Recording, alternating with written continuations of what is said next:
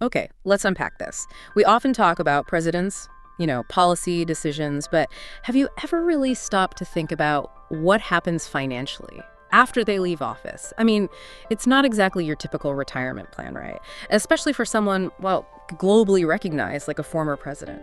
It's definitely a unique path, and today that's exactly what we're doing, a deep dive into the financial journey of Barack Obama. Our mission really is to pull out the key nuggets from the sources to understand how his net worth saw this huge growth after his time in the White House. It's a fascinating look into, well, the lucrative world of post-presidency. And it seems largely driven by, you could call it intellectual property and just continued public influence. Intellectual property, meaning his story, his experiences. Exactly. His unique perspective, his narrative, his voice, all highly marketable assets once he left office. And what a story it's turned out to be, financially speaking. Our sources are putting Barack Obama's current estimated net worth somewhere around, what, $70 million? That's the figure most sources point to, yes. Around $70 million. Which is, well, pretty surprising when you think his career was mainly public service. It makes you stop and ask how. I mean, what's the roadmap from public servant to, well, that kind of wealth? Yeah, it does make you ask that. And to really get it, you kind of need to look back a bit. We need some context, right? Yeah. Starting with his finances before the presidency, which were much more modest. Think about it. Illinois state senator, earning maybe $165,000 a year. Relatively humble beginnings in politics. Okay, so definitely not wealthy starting out. Not at all. But interestingly, his writing talent was already there, laying some groundwork. Dreams from My Father, that came out way back in '95. Then The Audacity of Hope in 2006. Those were foundational.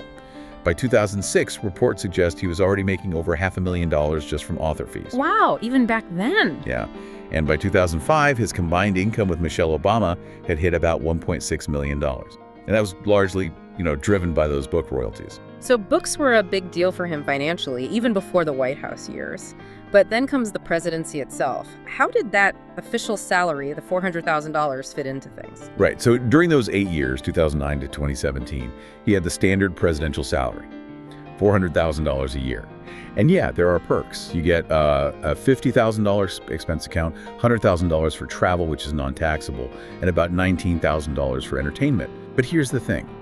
While that sounds like a lot, and it is for public service, that income, especially the salary part, it really pales in comparison to what he'd achieve after leaving office. Okay, so that presidential income wasn't the main driver of the current net worth. It sounds like the real boom happened post-presidency. So what does this all mean? How does someone, known for public service translate that into multi-million-dollar wealth? What were the avenues? Well, this is where it gets really interesting, the post-presidency phase.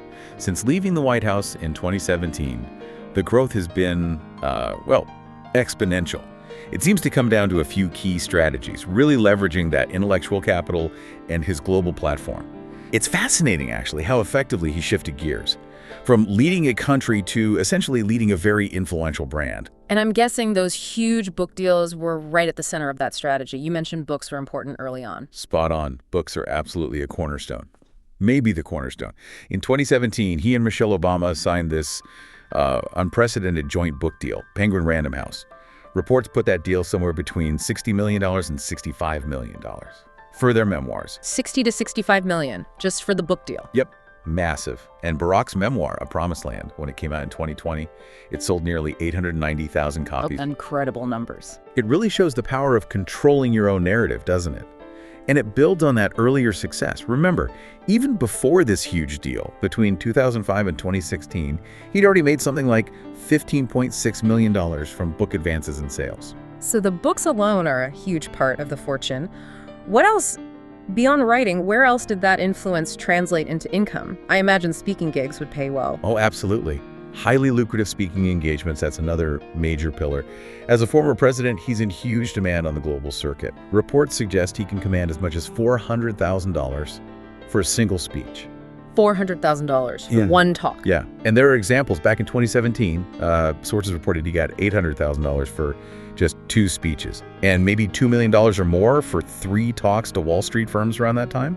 It just speaks volumes about the value placed on former commander-in-chief's perspective. The demand is clearly there. And it wasn't just traditional avenues like books and speeches, right? They moved into media production, too.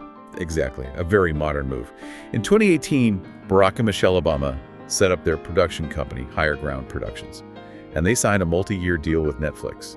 That deal's estimated to be worth around $50 million. $50 million from Netflix. Yeah, allowing them to produce documentaries, series, films. It's not just income, it's about maintaining that platform, that narrative control. It's like transforming public service into a media brand, in a way. And, of course, there's a presidential pension. That's around $200,000 a year. Important, but compared to the other ventures, it's a relatively minor piece of the puzzle. A nice cushion, but not the main engine. Okay, what about assets? We talked income streams, but real estate often plays a big role in net worth. It certainly does in their case. They've made some significant real estate investments. There's the home in Kenwood, Chicago. They bought that back in 2005 for about $1.6 million. Then, after the White House, they initially rented in Washington, D.C., but then bought the place in 2017 for $8.1 million. Right, I remember hearing about the D.C. house. And then in 2019, they bought that really stunning estate in Martha's Vineyard, $15 million. It's got like 29 acres, ocean views. So yes, those properties definitely contribute significantly to the overall net worth figure. Okay, so book deals, speaking fees, Netflix, pension, real estate, quite a portfolio. And if we try to, connect the dots here, look at the bigger picture. What this post-presidency financial success really underscores is the immense value society now places on the experience and insights of a former leader.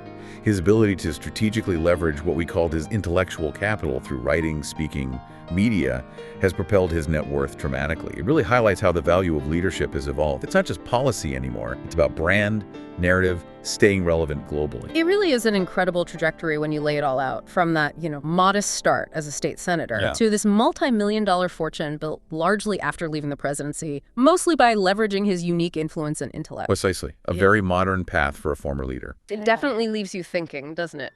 How does this kind of financial path for former world leaders shape their ongoing influence on public life, on global affairs, and maybe what does it tell us about how we value experience and public recognition in this day and age, how it gets monetized? Something to mull over.